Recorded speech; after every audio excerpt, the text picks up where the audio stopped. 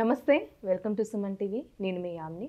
ప్రస్తుతం మనతో ఉన్నారు ప్రముఖ ఆధ్యాత్మికవేత్త, జ్యోతిషరత్న శ్రీమతి కోనాల భాగ్యలక్ష్మి రెడ్డి గారు ఉన్నారు. అమ్మతో మాట్లాడి మనకున్న సందేహాలని తెలుసుకున్నాం. అదేవిధంగా జూలై నెలలో 12 రాశుల వారికి ఏ విధంగా ఉంటుంది, దానికి సంబంధించిన పరిహారాలు కూడా మనం అడిగి తెలుసుకుందాం. నమస్తే అమ్మా. నమస్తే అమ్మా. అమ్మ, ఇప్పుడు మనకి జూలై నెలలో తులారాశి వారికి ఏ విధంగా ఉంటుంది, వీళ్ళు అసలు ఎలాంటి పరిహారాలు చేసుకోవాలంటారు మీరు? తప్పనిసరిగా చెప్పుకుందాం అమ్మా. తులారాశిలో ఉన్నటువంటి చిత్తా నక్షత్రం 3-4 పాదాలు, స్వతి నక్షత్రం, విశాఖ ప్రథమ, ద్వితీయ, తృతీయ ఏ విధంగా ఉండబోతుందనే విషయాన్ని మనం ఇప్పుడు చూసుకుందాం. అయితే ఏమిటంటే కనుక ఈ మాస ఫలాలు కార్యక్రమంలో ఈ గ్రహాల యొక్క మార్పులు చేర్పుల వలన కూడా మనకి జరిగేటటువంటి పరిస్థితులు పరిణామాలు మారుతూ ఉంటాయి. అయితే ఈ తులారాశి వారికి ముఖ్యంగా చెప్పాలంటే కనుక రవి శుక్రులు కొంచెం అనుకూలంగా ఉన్నారు.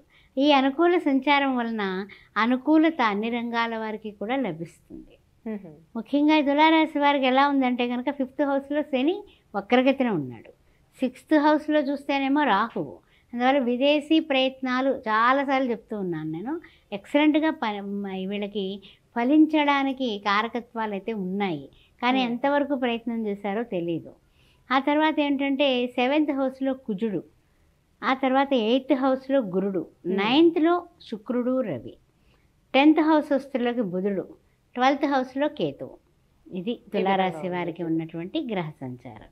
అయితే ముఖ్యంగా ఏంటంటే కనుక కొన్ని విషయాల్లో మనకి అనుకూలం ఉన్నప్పటికీ కూడా తొందరపాటు నిర్ణయాలు తీసుకోకుండా కాస్తంత సమన్వయంతో ముందుకు వెళ్ళాలి. తర్వాత ఏంటంటే అందరూ మనవాళ్లే కదా అని గబగబా బోల్డ్గా ఉండకుండా గుట్టుగా ఉండడం తులారాశి వారికి చెప్పదగిన సూచన.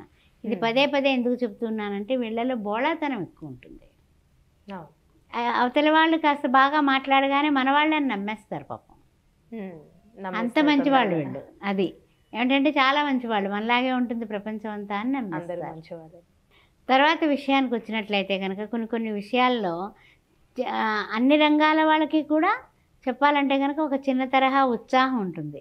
అంటే కాస్త ఇచ్చేసేయాలి, ఏం పర్వాలేదు అనే ఒక ఉత్సాహంతో నెల స్టార్ట్ చేస్తారు. ఆ విషయంలో అయితే ఏ డోకా లేదు, ఉత్సాహంగా స్టార్ట్ చేస్తారు. అందువలన ప్రయత్నాలు కూడా బాగానే అనుకూలంగా ఉన్నాయని చెప్పొచ్చు. అంటే ఇప్పుడు వ్యాపారస్తులకి ఏ విధంగా ఉంటుందమ్మా? చిన్న వ్యాపారం కానీ పెద్ద వ్యాపారం చేసుకున్న వాళ్ళకి ఆర్థికంగా అసలు ఎలా ఉంటుంది? రొటేషన్కి భిన్నంగా బ్రహ్మాండమైనటువంటి శుభయోగం బట్టి లాభాలు గడిస్తారు. జూలై నెలలో లాభాలు వ్యాపారస్తులకి, చిన్న చిన్న వృత్తుల్లో ఉన్న వాళ్ళకి, చిన్న వ్యాపారులకి, పెద్ద వ్యాపారులకి అందరికీ లాభాలు చవి చూసేటటువంటి జూలై నెల. తిరుగులేదు వీళ్ళకి. అందువల్ల చాలా సంతోషం. చెప్పాను కదా, చిన్న ఉత్సాహం కాదు, వీళ్ళు దూసుకుని వెళ్ళిపోతాం, మేము చేసేస్తాం, మేము చెందేస్తాం అంటే. ఎందుకంటే అన్నీ బాగుంటాయి కానీ బోల్డ్గా అవతల వాళ్ళకి చెప్పడం వల్ల వీళ్ళకి ఇబ్బందులు వస్తున్నాయి. అందుకని ఆ ఒక్క విషయంలో జాగ్రత్తగా ఉంటూ ముందుకు వెళ్ళడం అనేది వ్యాపారంలో ఉన్నా, వృత్తుల్లో ఉన్నా, వైద్య రంగంలో ఉన్నా, తర్వాత లాయర్లుగా, జడ్జిలుగా ఏమున్నప్పటికీ కూడా మీ కళ్ళతో చూసింది, మీ చెవులతో విన్నది మాత్రమే నమ్మండి.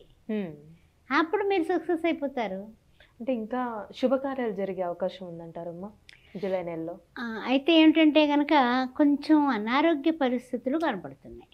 ఆరోగ్య సమస్యలు, శుభకార్యాలు మాట ఎట్లున్నా ముందు అనారోగ్య సమస్యలు కనపడుతున్నాయి. 12th మరి మారుతున్నాడుగా కుజుడు, దానివల్ల అష్టమ కుజుడు అవుతున్నాడు. అందువల్ల కొంచెం ఇబ్బందులు ఏర్పడే పరిస్థితి ఉంది. అనారోగ్య సూచనలు కనపడుతున్నాయి.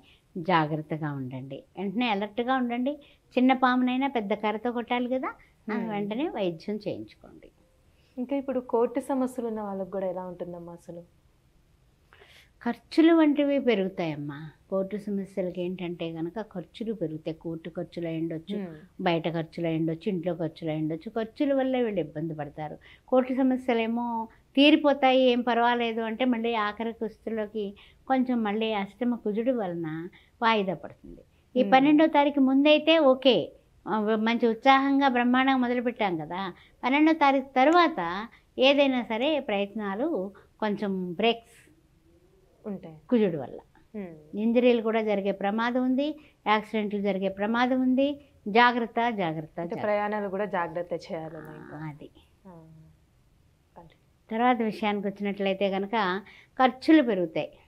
దానివల్ల ఇతరులతో ఇబ్బందులు పడే సూచనలు ఉన్నాయి. ఎందువల్ల రేపు ఇచ్చేస్తానని ఎక్కడైనా తీసుకున్నాం అనుకోండి, అది మళ్ళీ రేపు మనం ఇవ్వలేము. ఇవ్వలేనప్పుడు వాడు ఎల్లుండి వచ్చి కూర్చుంటాడు నెత్తి మీద.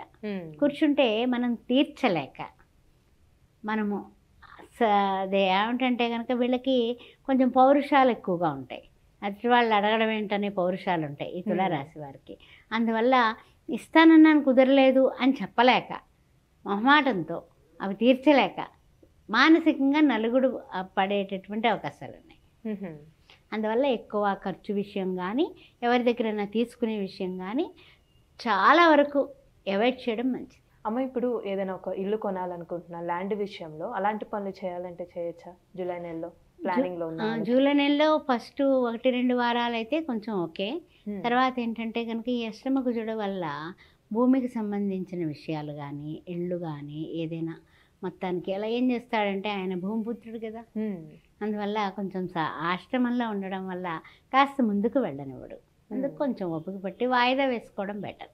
అమ్మ, ఇప్పుడు తులారాశి వారికి ఎలాంటి పరిహారం చేసుకోవాలంటారు జూలై నెల మొత్తం? ఈ జూలై నెలలో తులారాశి వారికి చేసుకోవాల్సింది ఏంటంటే సుబ్రహ్మణ్య అష్టకం చదువుకోవడం.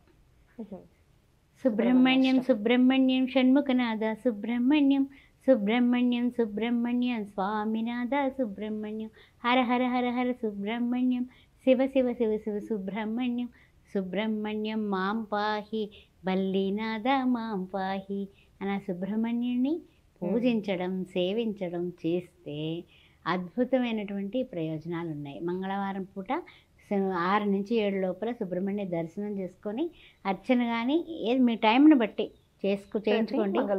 ప్రతి మంగళవారం ఎర్రటి పూలతో పూజించండి. తర్వాత పేదవాళ్ళకి ఎర్రటి వస్త్రాలు, కడుపు నిండా అన్నం పెట్టి ఎర్ర వస్త్రం, టవల్ అన్నా ఇవ్వండి, కర్చీఫ్ అన్నా ఇవ్వండి, అది మీ బడ్జెట్లో కానీ ఇవ్వండి. ఈ పరిహారం చేసుకోవాలి, ఇంకా అద్భుతంగా ఉంటుంది. చాలా చక్కగా తెలియజేస్తారమ్మా తులారాశి వారికి సంబంధించి. ధన్యవాదాలు మీకు. శ్రీమాత్రే నమః. ఆస్ట్రో భాగ్యలక్ష్మి ఈ ఛానల్ని సబ్స్క్రైబ్ చేశారా? చేయకపోతే వెంటనే చేయండి. మేము ప్రతిరోజు ఏదో ఒక మంచి విషయాలతో, వీడియోలతో, మాస ఫలాలు, వార ఫలాలు అవే కాకుండా జాతక విశ్లేషణ, పొంతనలు, మీకు ఎనీ డౌట్ ఏమున్నప్పటికీ కూడా నాకు కాల్ చేయొచ్చు. 9866044439 అనే నెంబర్కి మీరు కాల్ చేసినా, వాట్సాప్ చేసినా, date of birth, time of birth, place of birth and name ఈ 4 పెట్టినట్లయితే సరిపోతుంది.